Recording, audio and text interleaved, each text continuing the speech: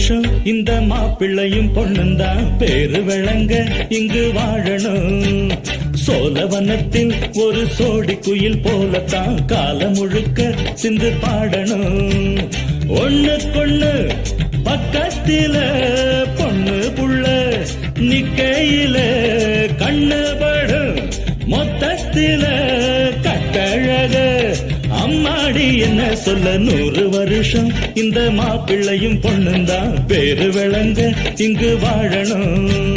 சோழவனத்தில் ஒரு சோடி குயில் போலத்தான் காலம் முழுக்க சிந்து பாடணும்.